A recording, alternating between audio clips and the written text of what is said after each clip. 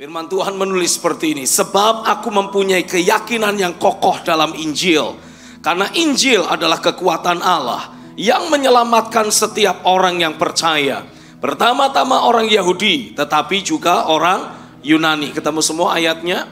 Oke, ayat 17, mari kita baca bersama-sama. Sebab di dalamnya nyata kebenaran Allah yang bertolak dari iman dan memimpin kepada iman, seperti ada tertulis, orang benar akan hidup oleh iman. Boleh kita baca sekali lagi lebih keras? Ayat yang ke-17, 1, 2, 3. Sebab di dalamnya nyata kebenaran Allah yang bertolak dari iman dan memimpin kepada iman, seperti ada tertulis, orang benar akan hidup oleh iman.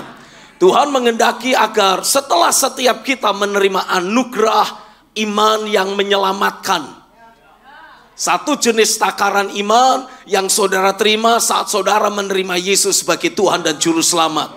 Kita sama-sama meyakini kalau kita mati pasti masuk sorga. Cuman 5 orang, katakan amin. Tapi Tuhan mengendaki agar setiap kita tidak hanya berhenti pada iman yang menyelamatkan. Alkitab menuliskan, di dalam Injil nyata kebenaran Allah yang bertolak dari iman, dimulai dari sebuah iman, dan yang memimpin kepada iman. Artinya ada berbagai dimensi iman yang lain yang Tuhan ingin untuk kita masuki. Cuma 3 orang, katakan amin. Coba katakan sama-sama dengan suara keras, aku percaya ada banyak dimensi iman yang Tuhan sediakan bagiku, dan dimensi iman itu harus aku masuki, sehingga aku tidak hanya akan menikmati sorga nanti setelah aku mati, tapi aku menikmati sorga di saat aku masih hidup di tengah dunia ini. Yang setuju katakan amin. Adalah kehendak Tuhan untuk memastikan setiap kita menikmati realitas sorga dalam kehidupan sehari-hari kita. Setuju amin? Sehingga itu sebabnya Tuhan menuliskan agar setiap kita terus belajar bertumbuh dari satu level takaran iman kepada level takaran iman yang berikutnya.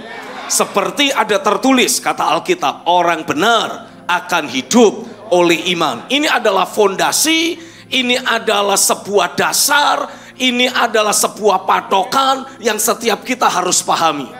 Suka tidak suka, dalam kehidupan sehari-hari kita ini sebetulnya menjalani kehidupan sehari-hari dalam sebuah takaran iman.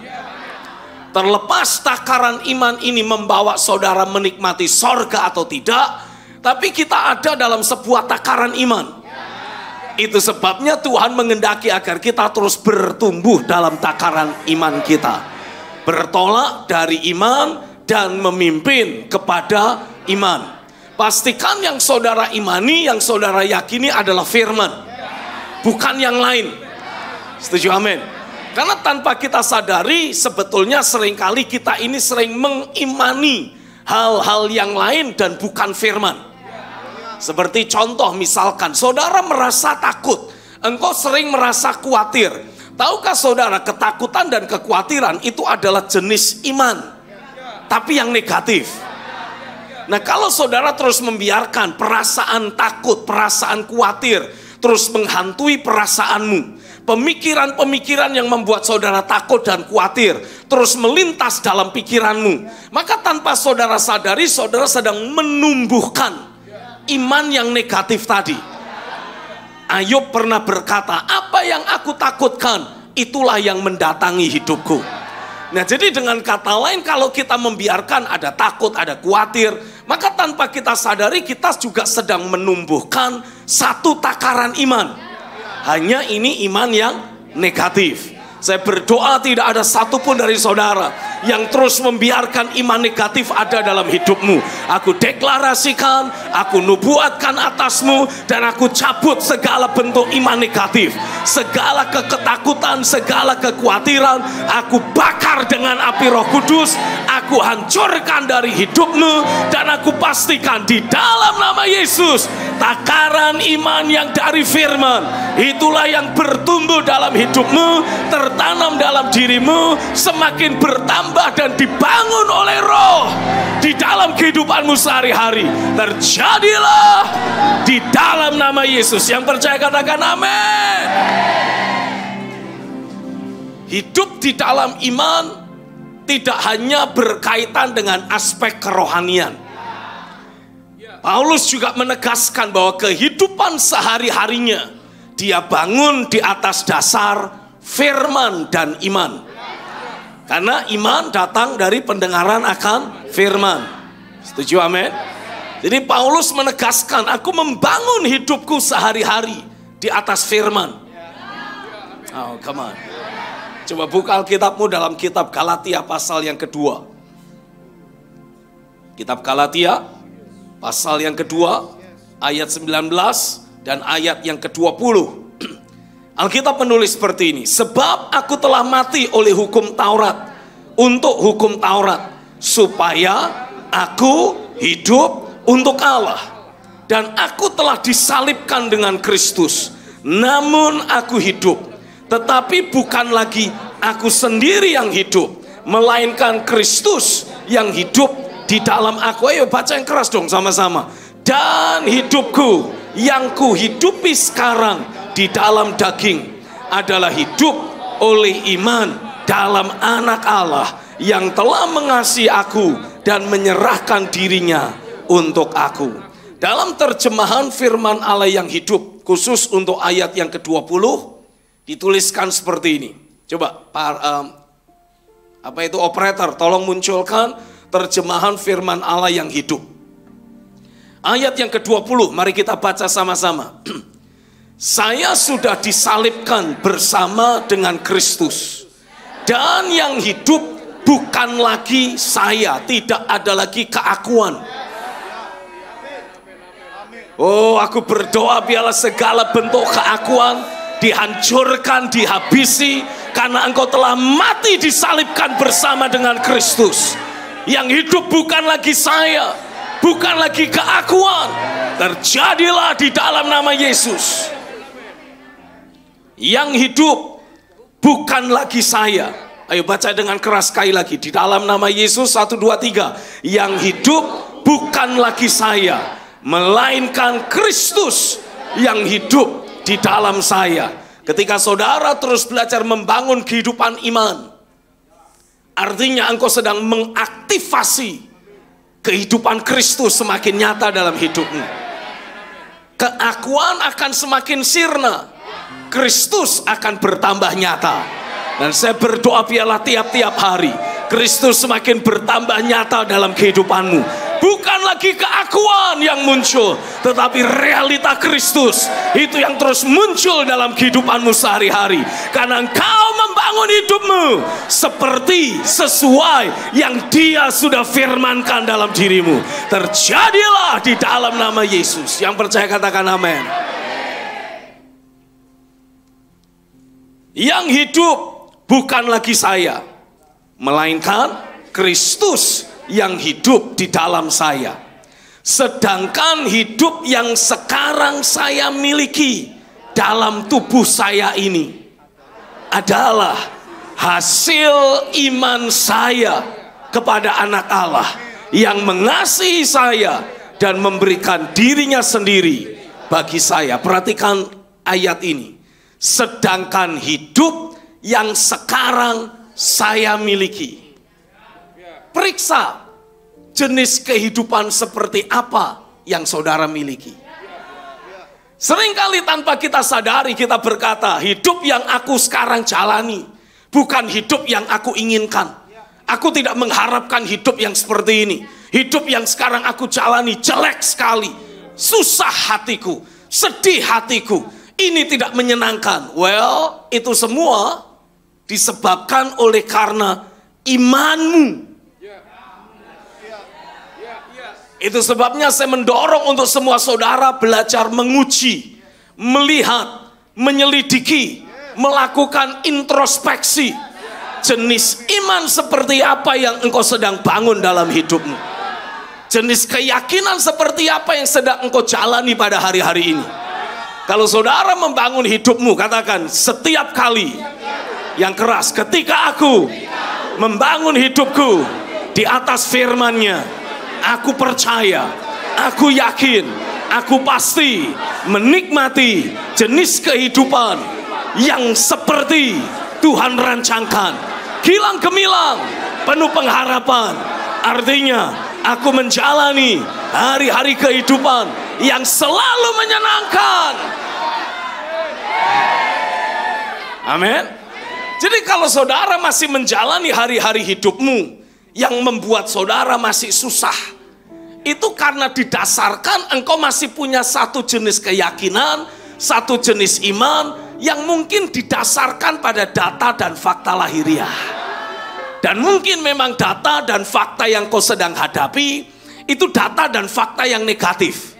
Oh, tapi saya mau tegaskan buat saudara, ini hari yang tepat untuk saudara membungkus data dan fakta lahiriah, lalu simpan di gudang, buang jauh-jauh dari hidupmu, dan engkau mulai membangun kehidupanmu. Katakan, aku mulai membangun hidupku di atas firman-Nya yang pasti menyediakan hari depan yang gilang gemilang, penuh pengharapan. Aku bangun hari-hariku di atas firman yang pasti membuat aku selalu berjalan di jalan kemenangannya. Hari ini aku deklarasikan di dalam nama Yesus, biarlah jalan kemenangan itu engkau mulai jalani. Tuhan sudah membukakan bagimu jalan kemenangannya. Jalani, masuki. Oralah kata syekran maka di dalam nama Yesus, pergunakan tangan imanmu untuk membuka pintu, memasuki jalan kemenangan yang Tuhan sediakan. Terjadilah, ada perubahan rohani, ada pergeseran rohani di dalam alam roh. Sedang terjadi sebuah perubahan. Jalan hidupmu yang selama ini penuh pergumulan, jalan hidupmu yang selama ini penuh duka, penuh penderitaan, penuh kesusahan, hari ini aku hancurkan. Hari ini aku stop. Hari ini aku hentikan. Di dalam nama Yesus, Tuhan membawa engkau. Katakan, Tuhan membawa aku. Yang keras sekali lagi, Tuhan membawa aku berpindah ke jalan kemenangannya. Terjadilah. Oralah sabareri aralah baka. Ambil waktu untuk doa dalam roh. Ambil waktu untuk doa dengan kuat. Seketepere bayara barabayara lamo. Reke cabaya. Orala rabayara rababayasa. Reke cabaya la lamo.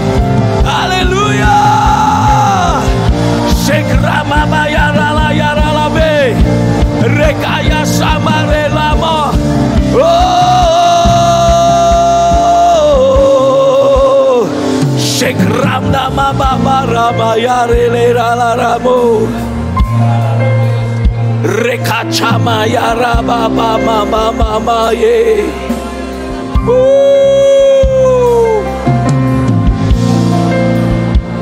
Shire baba baba barakroce berere.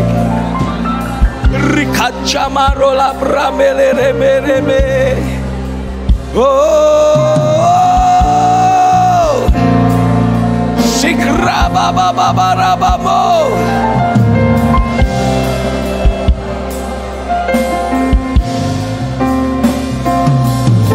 Rikace kramala brababa ya bramerere. Oh,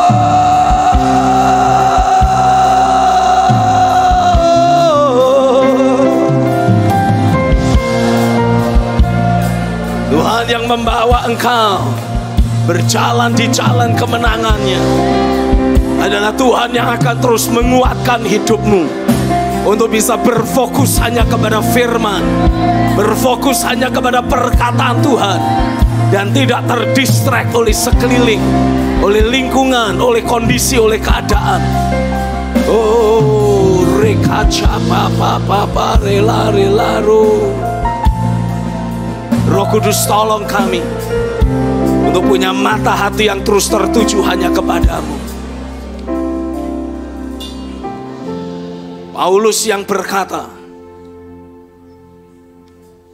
setiap kita sedang dibawa berjalan di jalan kemenangannya. Paulus yang sama berkata dalam kitab 2 Korintus 11, 5 kali aku disesah orang Yahudi. Setiap kali 40 kurang 1 pukulan. 3 kali aku didera. 1 kali aku dilempari dengan batu. 3 kali mengalami karam kapal. Sehari semalam aku terkatung-katung di tengah laut. Dalam perjalananku, aku sering diancam bahaya banjir dan bahaya penyamun. Bahaya dari pihak orang-orang Yahudi dan dari pihak orang-orang bukan Yahudi. Bahaya di kota, bahaya di padang gurun, bahaya di tengah laut, dan bahaya dari pihak saudara-saudara palsu. Aku banyak berjerih lelah dan bekerja berat. Kerap kali aku tidak tidur, aku lapar, aku dahaga. Seringkali aku berpuasa, kedinginan, dan tanpa pakaian. Mungkin ada sebagian dari saudara yang berkata, Pak, dalam aku menghadapi fakta dan kenyataan hidup sehari-hari, aku seringkali menghadapi kenyataan yang buruk. Aku seringkali menghadapi kenyataan yang sering membuat aku sedih, membuat aku berduka. Ada banyak peristiwa yang tidak aku harapkan justru terjadi. Tapi ini yang saya mau tegaskan buat saudara. Ketika engkau belajar untuk menangkap apa yang menjadi firman Tuhan, dan kau berkata, aku percaya ya Tuhan. Pada saat saudara berkata, aku percaya, dan kau terus membangun dasar keyakinanmu dari firman yang kau percayai tadi, Tuhan sedang membawa engkau terhubung dengan realita kerajaan sorga. Mungkin engkau mendapati ada banyak peristiwa yang tidak engkau harapkan tetap terjadi. Saudara seperti dipukul jatuh oleh kehidupan ini. Tapi percayalah, karena apa yang kau yakini itu, tangan Tuhan menopang saudara. Engkau jatuh tapi tidak tergeletak. Tuhan akan angkat engkau kembali. Mungkin sebagian dari saudara berkata, tapi aku pernah terluka, aku sempat terluka, bahkan aku sedang membawa luka. Tapi kalau engkau terus percaya pada firman-Nya, dari sorga akan datang balsam Gilead yang akan menyembuhkan luka-lukamu. It's okay. Orang terluka itu wajar. Karena kita masih manusia, masih punya perasaan. Saudara bisa dilukai oleh perkataan dan sikap orang. Tapi yang pasti kita terus mengampuni. Yang pasti kita bangkit kembali. Mungkin saudara berkata, tapi jadi ada bilur-bilur, jadi ada bekas luka. It's okay. Karena kalau Tuhan sudah menjamah, Tuhan sudah menyembuhkan. Bekas luka itu ketika engkau lihat, tidak lagi membuat engkau berduka. Hari ini saya berdoa, kalau masih ada peristiwa-peristiwa di masa lampau yang kalau engkau ingat membuat engkau berduka, hari ini tangan Tuhan menyembuhkan. Di dalam nama Yesus, lepaskan pengampunan pada siapapun yang kau anggap bertanggung jawab karena membuat engkau jadi terluka. Aku lepaskan kasih Kristus dalam hidupmu, memampukan engkau untuk mengampuni siapapun yang harus diampuni. Dan ketika engkau melepaskan pengampunan, kesembuhan terjadi atasmu, pemulihan terjadi dalam hidupmu. Di dalam nama Yesus, terimalah kesembuhan dalam batinmu. Terimalah kesembuhan, pemulihan dalam batinmu. Terjadilah di dalam nama Yesus. Yang percaya katakan amin. Saudara boleh terluka. Oh come on. Setiap kita pasti pernah terluka. Tidak ada satupun dari kita yang tidak pernah terlukai. Pasti pernah terluka. Tapi pastikan, katakan aku pastikan, aku selalu melepaskan pengampunan dengan kasih Kristus. Saat saudara mengampuni dengan tulus seperti Kristus sudah mengampuni, saudara disembuhkan. Saudara mungkin melihat hidupmu, ada bekas luka. Yes. Tapi kalau saudara sudah dijamah Tuhan, saat engkau ingat peristiwa yang menyakitkan dulu, saudara tidak lagi rasa sakit. Setiap kali engkau melihat bekas luka dalam hidupmu, engkau justru melihat kasih setia Tuhan. Engkau akan melihat kasih setia Tuhan yang menyembuhkanmu, yang membangkitkanmu, yang menguatkanmu kembali, membawamu terus berjalan di jalan kemenangannya. Biarlah mata hatimu melihat kasih setia Tuhan. Di dalam nama Yesus, biar minyak Roh Kudus dioleskan di matamu, sehingga engkau bisa melihat kasih setia Tuhan lebih dari apapun juga. Engkau tidak lagi mengingat peristiwa yang menyakitkan dan terasa sakit. No. Karena engkau sudah sembuh.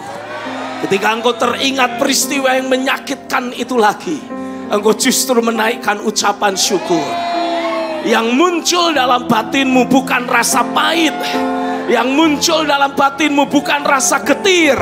Yang muncul dalam emosimu bukan rasa sedih, marah, terluka. No. Yang muncul dalam batinmu adalah ucapan syukur. Karena engkau melihat kasih setia Tuhan yang menyembuhkanmu. Engkau melihat kasih setia Tuhan yang menopangmu sehingga tidak tergeletak. Engkau melihat kasih setia Tuhan yang menguatkan engkau kembali untuk melanjutkan perjalanan rohanimu lebih kuat dari yang sebelumnya, lebih akurat dari yang sebelumnya. Dari waktu ke waktu engkau terus dibawa semakin terhubung akurat dengan kuasa Rohnya. Oh, terjadilah dalam hidupmu, terjadilah dalam dirimu. Biar mata hatimu terus tertuju hanya kepada Tuhan. Ada satu pujian, mataku tertuju padamu. Naikkan pujian itu sama-sama. Haleluya. Mataku tertuju padamu. Jadikan sebagai ungkapan imanmu.